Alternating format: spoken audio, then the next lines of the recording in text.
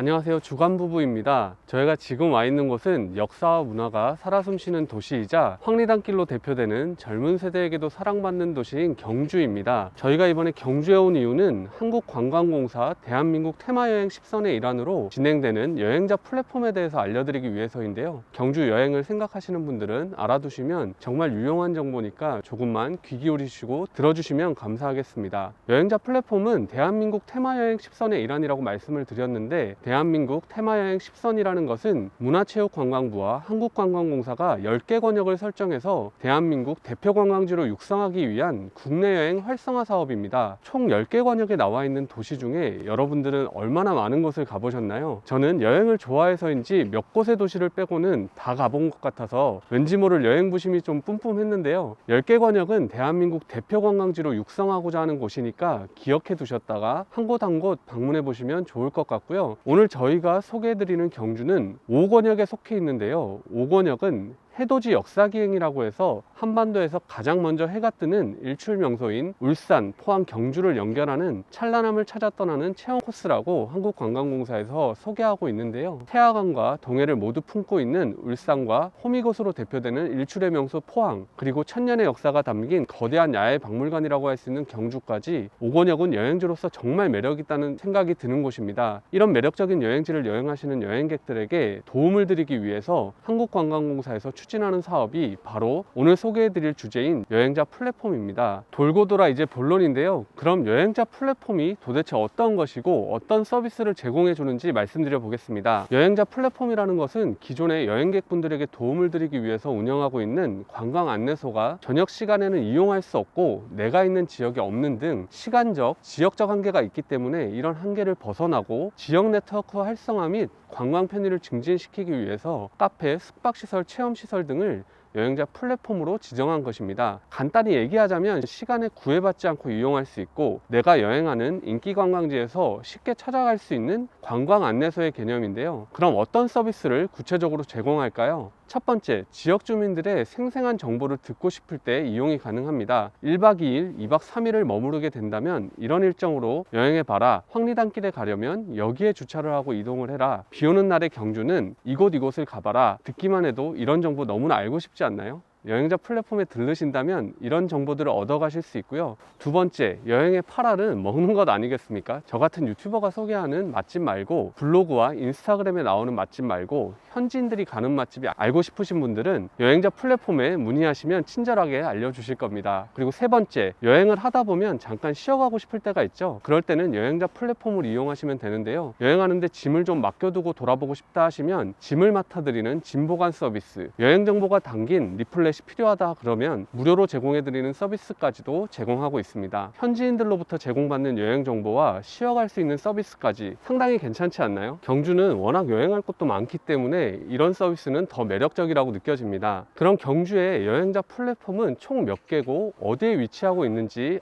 알려드리겠습니다. 경주에는 총 6개의 여행자 플랫폼이 있는데요. 첫 번째는 경주 읍성뷰를 마주하여 조용하고 편안한 영화 관련 전문 서점인 북미, 두 번째는 봉황대 앞 뚜벅이들을 위한 모던하고 편안한 게스트하우스인 봉황맨션, 세 번째는 오래된 한옥의 정취를 느낄 수 있는 황리단길 전통 숙소인 황남고택, 네 번째는 수제약과 식혜 등 전통 음식을 직접 제조하는 교촌마을 카페 겸 한옥 스테이인 석등 있는 집, 다섯 번째는 대중음악에 관련된 다양한 전시가 운영되는 보문 체험형 박물관인 대중음악 박물관, 여섯 번째는 전통 놀이장, 야간 투어 프로그램, 소원등 만들기 등 다양한 체험이 가능한 가족 호텔인 불국사 가족 호텔이 있습니다. 여러분들께서 계획하고 계시는 여행지에 여행자 플랫폼이 있나요? 그렇다면 방문해서 현지인들의 살아있는 정보를 제공받아 보시면 좋을 것 같습니다. 저희는 방금 말씀드린 6곳 중에 2곳을 방문해보고 그곳에 대해 소개해드리려고 하는데요. 바로 불국사 가족호텔과 대중음악 박물관입니다. 불국사 가족호텔은 입구에서부터 여행자 플랫폼임을 표시하고 있는데요.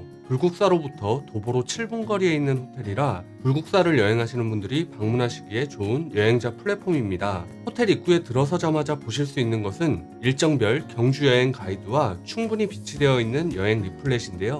불국사 가족호텔은 경주시 관광협회 회장님께서 운영하고 계신 호텔이기 때문에 현지인이 알려주는 여행 정보와 맛집 정보에 있어서는 모든 여행자 플랫폼 중에서 최고의 정보를 받으실 수 있는 곳이고요. 숙박객이 아니더라도 누구에게나 친절하게 정보를 제공해 주시는 곳입니다. 여행하면서 잠시 쉬어갈 수 있는 공간도 뷰가 가장 좋은 3층에 마련되어 있고 짐보관 서비스도 제공해주고 계셔서 여행자 플랫폼으로서 완벽한 기능을 하는 곳이라고 생각해 주시면 될 것 같습니다. 불국사 가족호텔은 총 3층으로 되어 있는데 1층과 2층은 객실 공간이고 3층은 조식 식사를 하실 수 있는 공간과 단체 행사와 각종 체험들을 하실 수 있는 공간입니다. 비즈니스룸부터 가족룸, 주니어룸, 키즈룸까지 다양한 형태의 객실들이 마련되어 있고요. 인당 5,000원을 추가하시면 토스트부터 계란 후라이, 시리얼, 라면, 주스 등의 다양한 먹거리들로 채워진 조식도 드실 수 있다는 것도 참고하시면 좋겠습니다. 그리고 페이스북이나 인스타그램으로 숙박을 인증해 주시면 만원 할인을 해주신다고 하시니까 잊지 말고 인증하셔서 할인까지 받으시면 좋을 것 같습니다. 불국사 가족호텔은 다양한 체험 프로그램이 강점인 호텔인데요.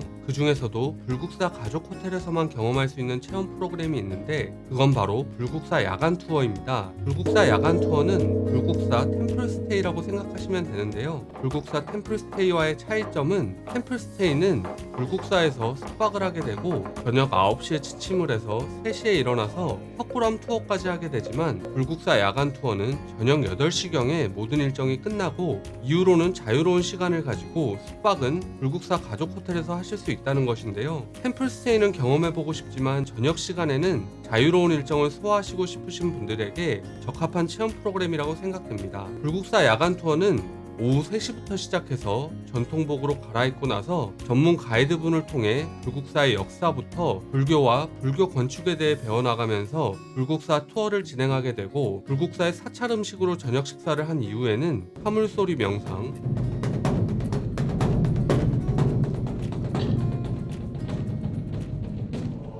저녁 예불,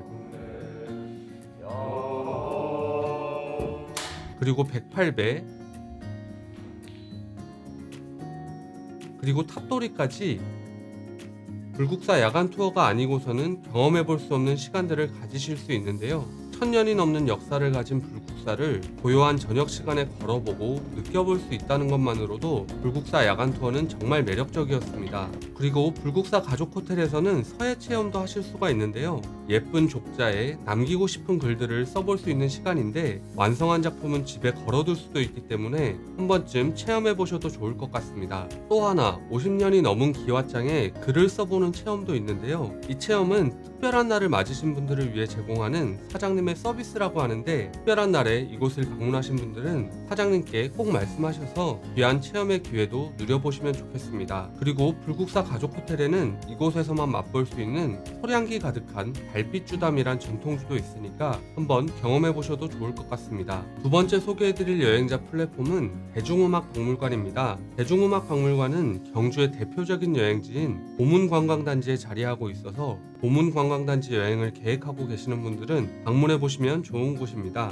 대중음악박물관 역시 여행 정보와 맛집 관련된 정보들은 문의 주시면 언제든지 친절하게 답변 주시는 서비스를 제공하고 있고요. 여행자분들이 쉬어가실 수 있는 공간은 1층에 마련이 되어 있는데 대중음악박물관답게 LP로 가득 채워진 분위기 있는 공간을 여행자분들을 위해 내어주신다고 하니까 잠시 쉬어가실 때 정말 좋을 것 같고요. 짐보관 서비스 역시 제공하고 있어서 여행객분들이 편하게 이용하실 수 있으실 것 같습니다. 대중음악박물관은 CNN에서 한국에서 꼭 가봐야 할 곳으로 선정한 곳이고 국내 최초로 한국 대중음악 100년의 역사를 총망라한 전시관이고 최초의 대중가요부터 K-팝까지 보고 들을 수 있는 대중음악의 성지라고 할 수 있는데요. TV에서도 많이 소개가 됐었는데 알쓸신작 경주편에서 유희열씨와 정재승 박사님이 함께 방문했던 곳이기도 합니다. 전시장은 2층과 3층에 자리하고 있는데요. 2층에는 한국의 대중음악이 태동한 1900년대부터 현재에 이르기까지의 역사가 담겨있는 대중음악 100년사관을 비롯해서 OST 영화음악관과 전 세계를 뒤흔들고 있는 BTS관까지 우리의 가슴을 설레게 했던 가수들의 다양한 모습들을 만나볼 수 있고요. 3층에는 소리예술과학 100년사관과 에디슨 소리과학관이 자리하고 있는데요. 에디슨의 축음기 이전에 만들어진 축음기의 전신부터 세계 최초의 스피커인 웨스턴 일렉트릭 시스템을 비롯해서 전 세계적으로 희귀하고 고가의 스피커들이 가득 채워져 있습니다. 정말 신기하고 좋은 경험이었던 것은 세계 최초의 스피커를 비롯한 진귀한 스피커들이 실제 소리가 나고 그 스피커를 통해서 음악을 들어볼 수도 있도록 해주신다는 건데요. 맡긴 제가 들어도 감동인 사운드였으니까 스피커에 대해 조금이라도 관심이 있으신 분들은 헤어나오지 못하실 곳이라는 생각이 드는 곳이었습니다. 네, 이렇게 해서 경주에 마련된 여행자 플랫폼에 대해서 알아보고 또 그 중에서 두 군데를 직접 다녀온 내용에 대해서 정리해 드렸는데요. 경주 여행을 계획하시는 분들께 조금이라도 도움이 되는 영상이었길 바랍니다. 주간부부 채널에서는 여행 정보와 캠핑카 관련된 정보들을 다루고 있으니까 관심 있으신 분들은 구독, 좋아요, 알람 설정 해주시면 감사하겠습니다. 그럼 저는 다음 영상에서 다시 뵙겠습니다. 감사합니다.